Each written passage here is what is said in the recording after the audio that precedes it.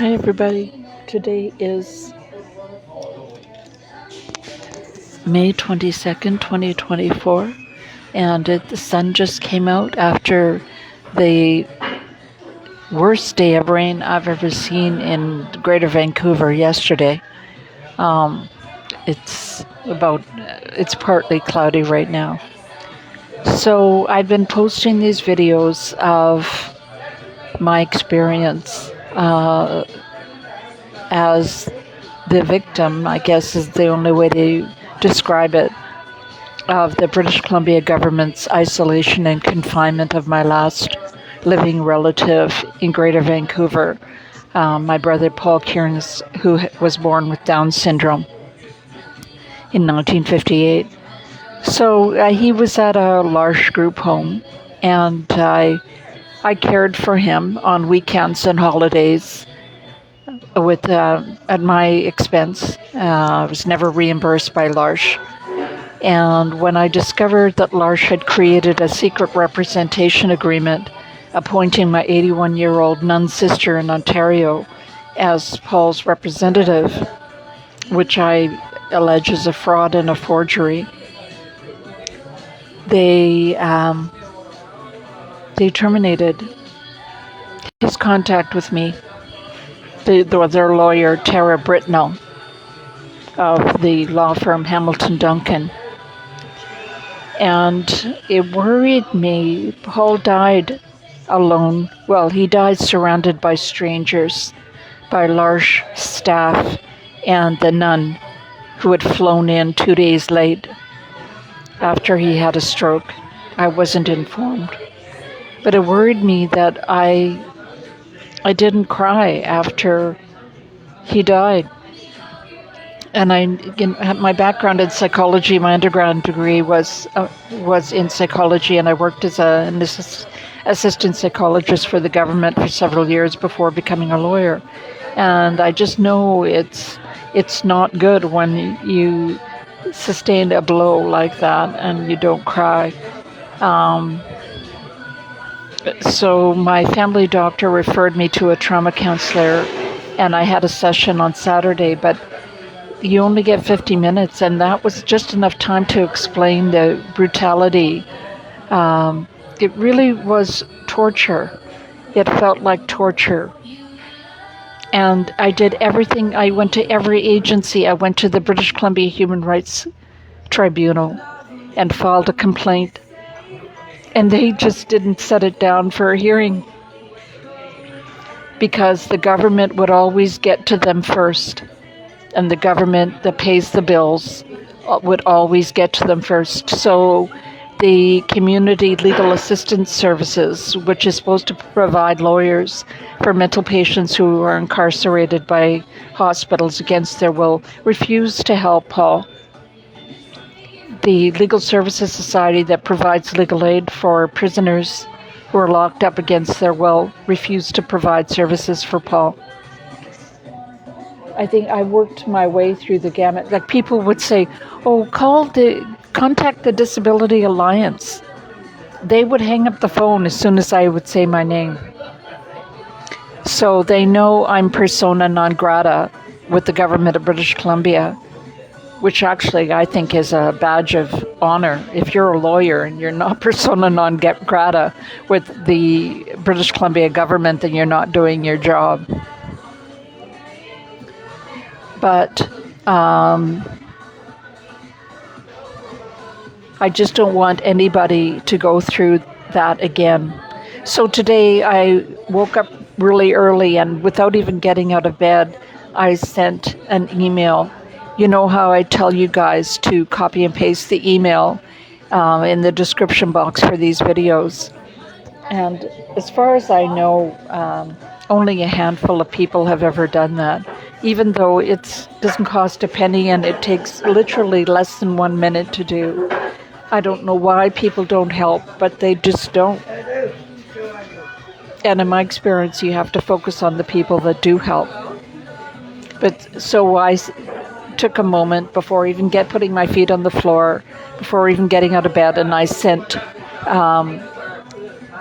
one of these videos to everybody on that list, that email list.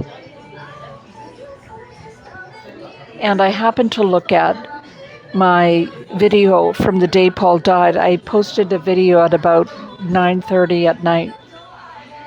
And it was so sad. I made myself cry. Just describing, at that point it had been 588 days. So Paul died on the 589th day of his incarceration by L'Arche. And what I described was the only civil servant or government employee that, in my opinion, even approximated doing his job was an investigator with the Civilian Review and Complaints Commission for the RCMP in Ottawa. So just out of the blue, about a year ago, I got a phone call from this guy in Ottawa who works for the oversight agency for the RCMP. I had gone to the RCMP and explained that there was a document which my brother's group home had created, which I believe was a fraud and a forgery. And the constable that I spoke to pretended to be interested. Like, I was in an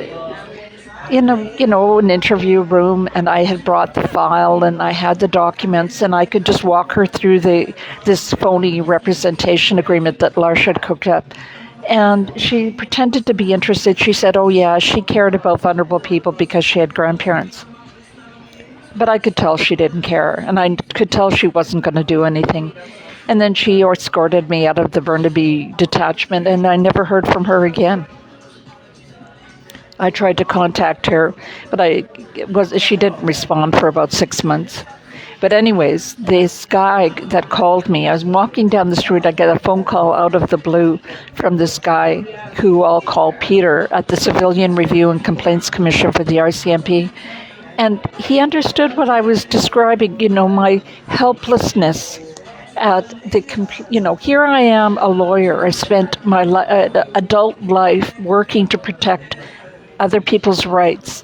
And then when my little brother's rights are abrogated by this group home, L'Arche, and he's locked up, there's just nothing I can do, and nobody will act. Nobody will protect him. But anyways, so I was the video that I posted on the day that Paul died was a thank you letter to the Civilian Review and Complaints Commission for the RCMP. Mind you, all that they said, they didn't say that the RCMP had to properly investigate this forged representation agreement that stripped Paul of his rights. They just said that the RCMP had to investigate itself. So they had to investigate how they investigated that, which isn't the same thing at all. When I find in Canada, being at the receiving end of this egregious travesty and miscarriage of justice, is that when things are really important, for superficial, stupid things that don't matter, everybody goes by the book, and there's redress for every stupid complaint you could have. But when someone's life or their liberty is on the line, everything's glossed over. Anyways, that was just my comments for today. So today I had to file a couple of the final two forms for my application for leave to appeal in file number 41254 at the Supreme Court of Canada. And I drafted those two forms, or I completed those forms, which were actually, it was pretty easy to do. Hello? And I filed them electronically through their electronic portal. So wish us luck, pray for us, contribute to our GoFundMe account by clicking on the link in the description box for this video, and copy and paste the email that's in the description box for this video, and send it from your email address as soon as you get this, as soon as you watch this this video. It's so, everyone thinks somebody else will do it and then nobody does. And you can't imagine the power of when Sue Morley from Australia sent, copy and pasted the email and sent it off. And that really freaks them out. They don't do anything and they still engage in their wrongful behavior. But it freaks them out. And at least sometimes that's all we can hope for, is to freak out the powers that be that cause this injustice, this brutality, this, cruelty. When I think of my little brother dying alone, or surrounded by those evil creeps from L'Arche, it just breaks my heart. Anyways, take care, everybody. Paul, I miss you so much. I've been thinking about you all day as usual. I hope you're happy in heaven. I know you will be. I know exactly where you are. You're in heaven, dear.